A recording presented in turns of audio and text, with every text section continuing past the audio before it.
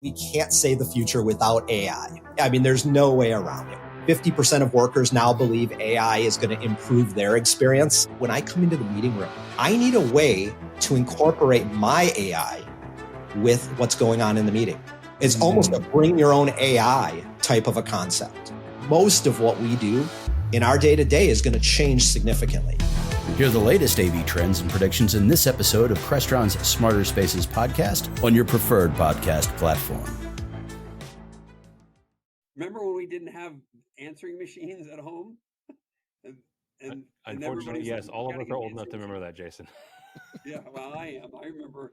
And now it's you got to have a video doorbell. The state of smart home security. Logitech might be leaving their smart camera behind. An update on consumer technology spending. All that and more next on ResiWeek. This is ResiWeek, episode 443, recorded Monday, August 5th, 2024. Smart Home Revolution.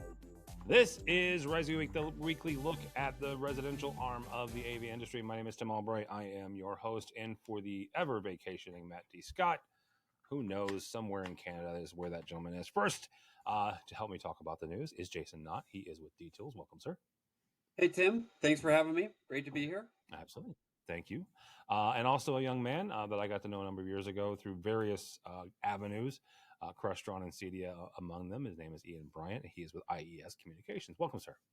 Hey, Tim. It's a pleasure to be here as always. Thank you. Absolutely. Absolutely. All right. First story here, guys, is came to us from CIRCANA. They put out a report the other day. Says that the consumer spending in technology in general and more specifically home technology is projected to dip about 2% in 2024. Now, I look at that and go, okay, it's 2%. However, they're tying this into some generic economic pressures as of late. We're recording this on Monday afternoon, and if you haven't been watching the stock market, it's a little scary right now. NASDAQ, as of right now at 2:00 Central Time on Monday, the 5th, the NASDAQ is down 4%. The Dow Jones is down 2.75%. All of these economic indicators say, okay, something's going on here. You've also got the constant drumbeat of recession, depending on which economist you look at. Money is getting tighter. The Fed is not easing those concerns. Jason, I'm going to start with you on this. What does all of this kind of figure in together, and where do we see the AV industry and the home and AV industry, the economy of that overall? So it's interesting that this is happening today because I've been hearing anecdotally for several months now from distributors and various manufacturers that talking to their integrator base who've been telling me that they're hearing from the dealers that big projects are quote unquote on hold. They're being kind of pushed back. And what generally they weren't saying it was an economic scenario. They were really worried about the election and what was going on. And there was it was going to be this post-election probably surge, I guess, or not. Which really quickly, the election year typically is hell on the stock market and the economy in general, generically, right? Historically. Go ahead. Yeah, no, absolutely. So there is hesitancy, I think, what we're hearing in the market. So it's interesting because we have just kind of run the numbers through D-Tools Cloud, which is, everybody knows, is D-Tools cloud-based software where we're able to look at, in aggregate, the information that's coming from now over 2,600 integrators who are using the platform. So it was interesting. So the first half of the year, this is through June 30, obviously didn't do it in the last month or so, but through June 30, there was actually a solid double-digit demand for proposals. So proposals. Okay. So in other words, they're asking people which to me, tells me that consumers are still very, very interested in technology. They want it. Now, how is that translating in terms of actual signed contracts and projects? That is absolutely flat. So there's still a lot of intrigue, I believe, in customer demand, and then they're just not pulling the trigger. So it kind of mirrors what I've been hearing from some of these manufacturers and distributors. Now, at the same time, the projects that have happened, we saw a 10% increase in the average price point, the average value of that contract. Now, let's back up for a second. How much of that is labor, the increased cost of labor, which we know is increased? How much of that is the increased cost of equipment, which we know has increased? So certainly there's no doubt that that is part of the increase. Could it also be, though, that integrators are broadening outside of traditional AV, and now we're starting to see it reflecting lighting and power and some of these new categories?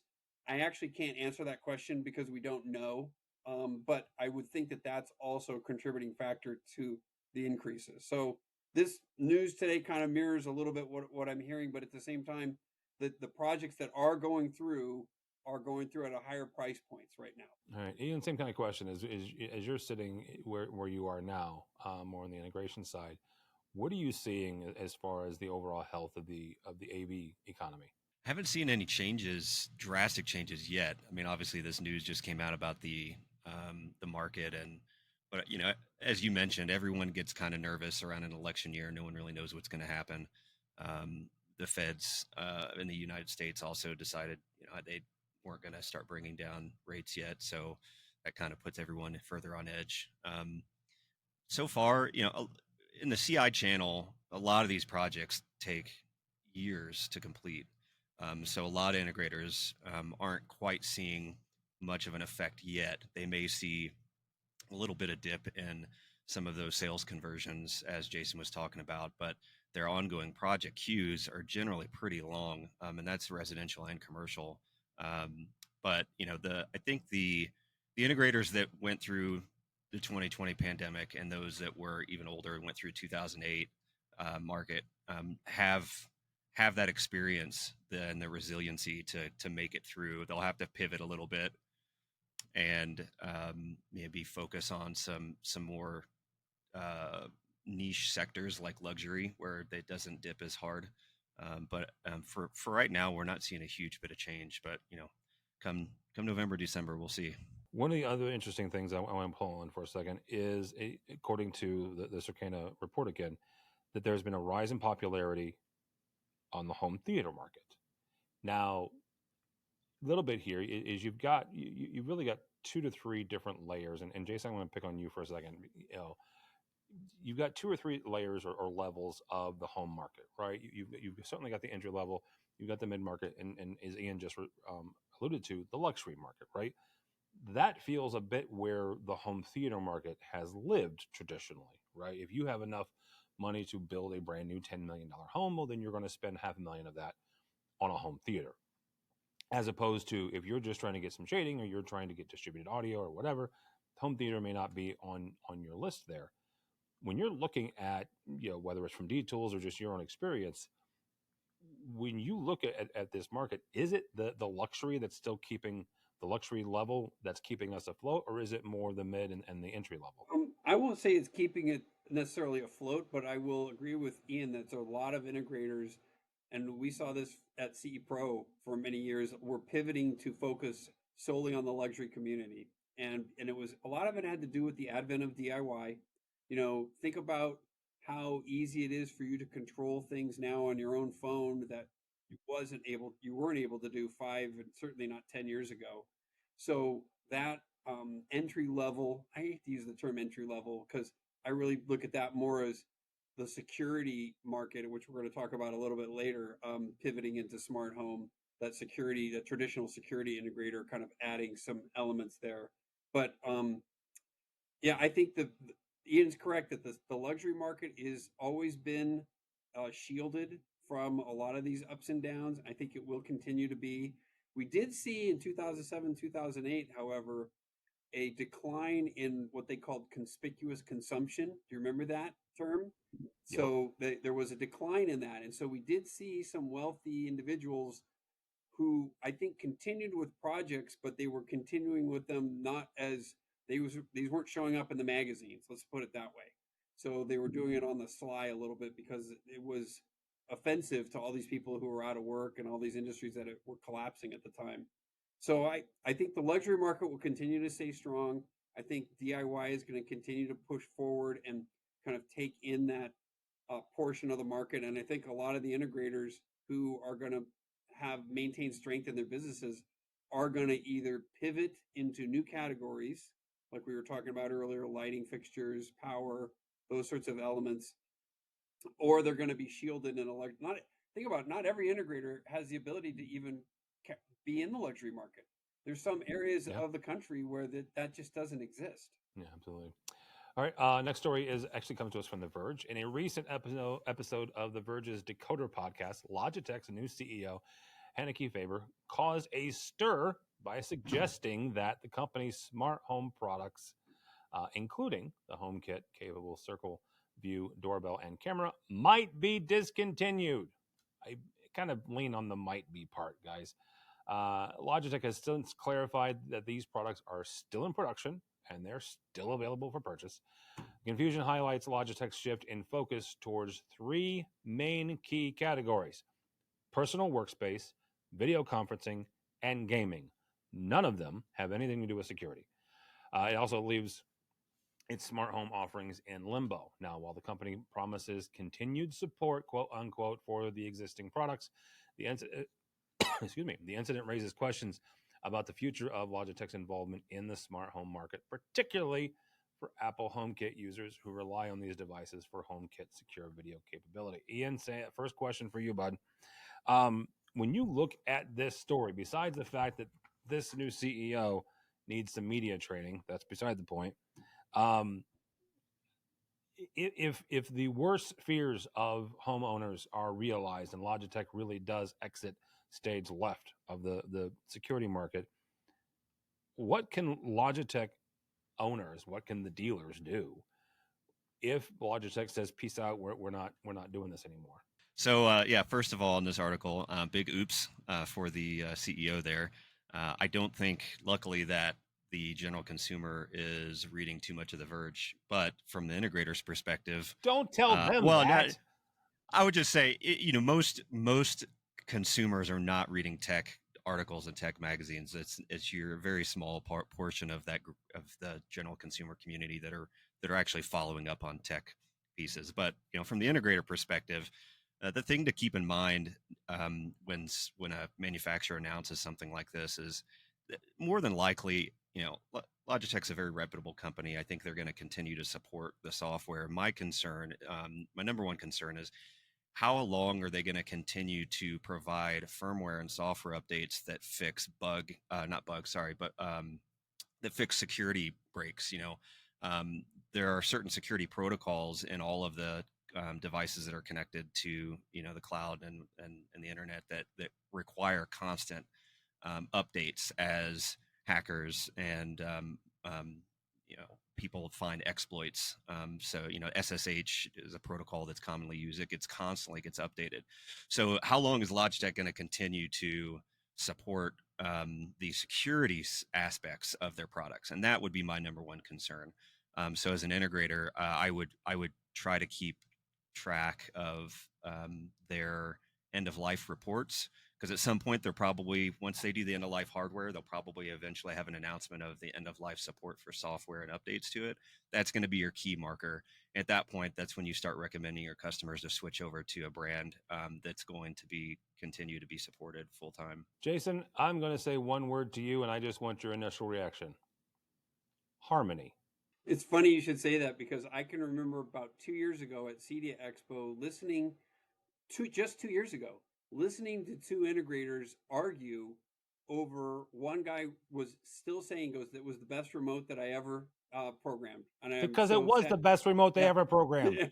And I can't believe it went away. And the other guy was, you're crazy, blah, blah, blah, blah. And for many years, that was the number one remote control in the industry. So the thing that I found interesting in this Verge article, and I actually had to go look it up, was the conversation about the HomeKit security video service, which I didn't realize. The differentiator there apparently is that Apple will process the information locally and then send it up to the cloud, and then it's encrypted there for usage, or for the homeowner to be able to see the recorded video. whereas other cloud-based video will actually send it up to the cloud and it gets processed and encrypted up in the cloud, not locally.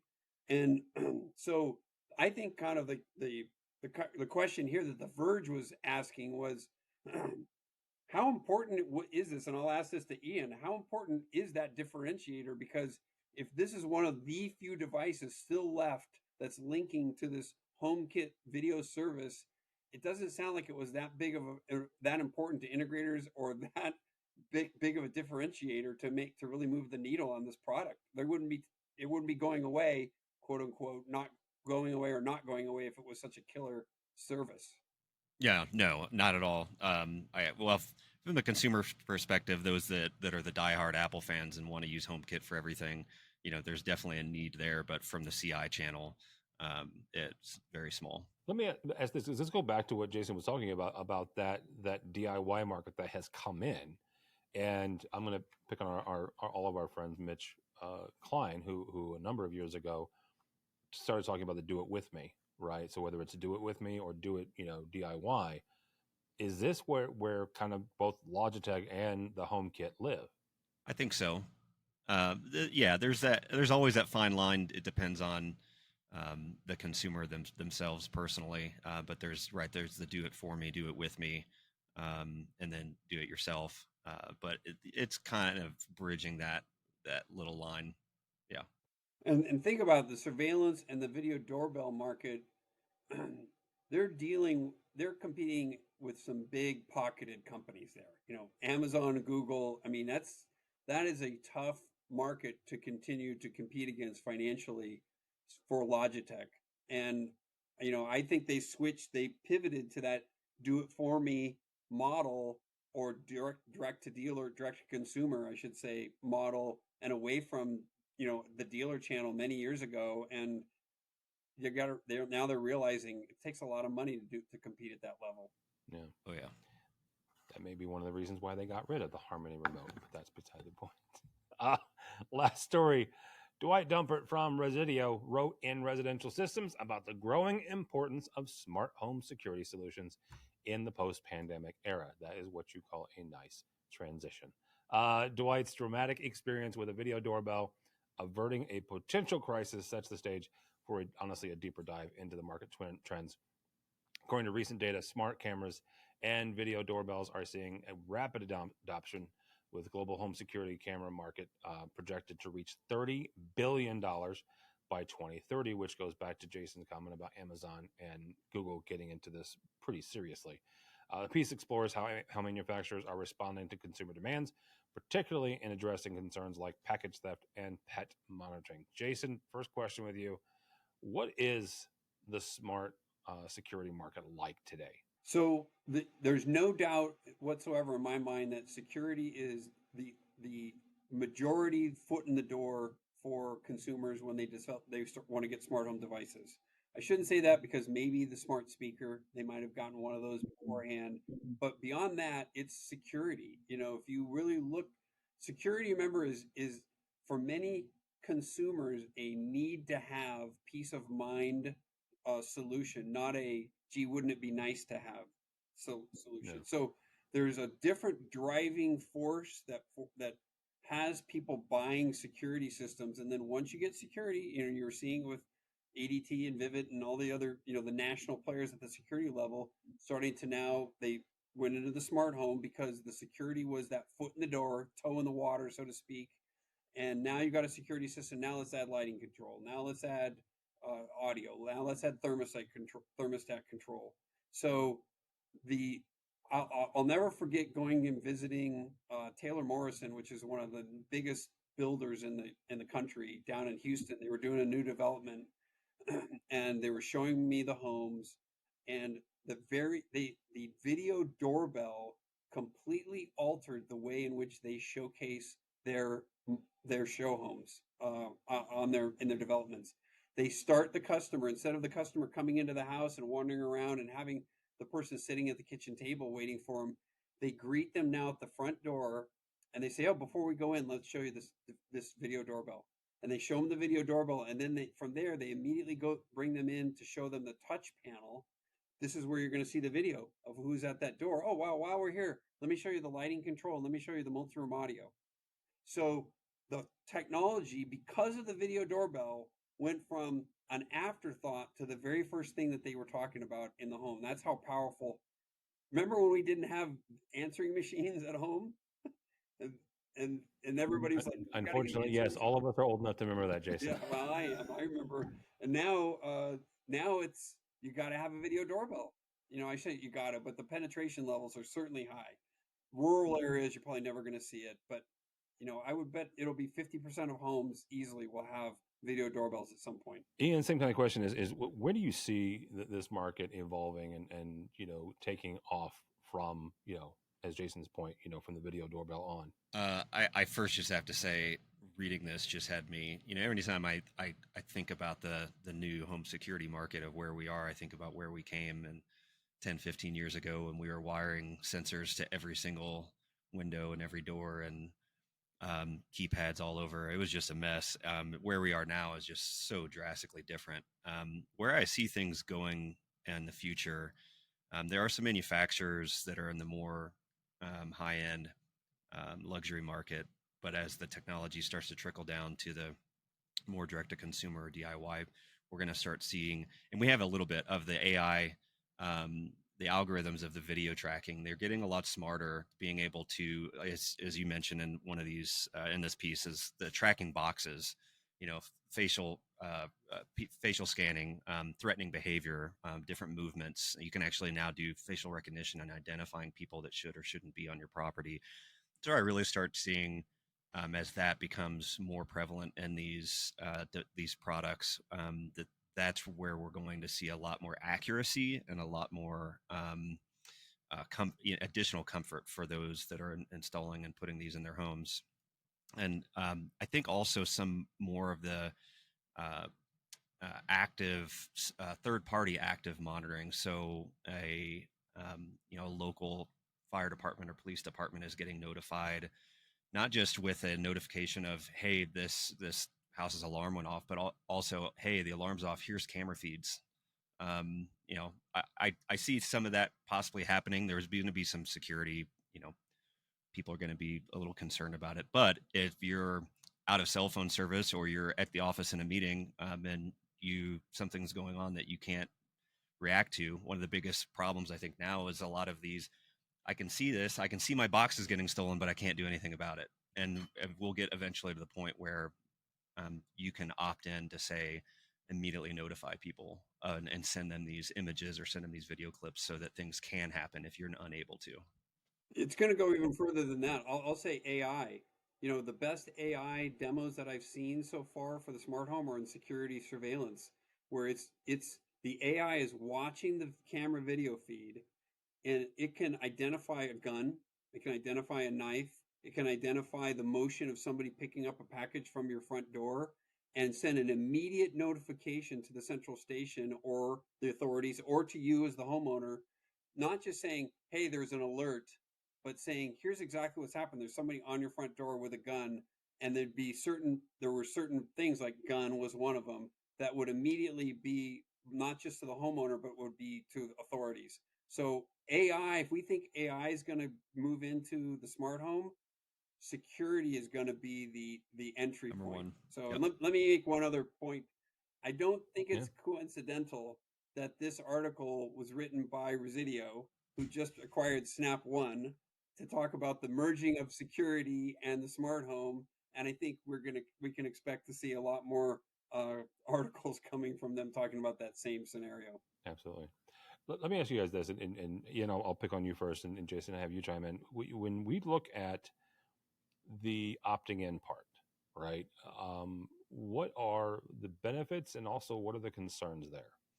Well, as Jason mentioned, the benefits are immediate actions can be taken without the necessary input from the homeowner.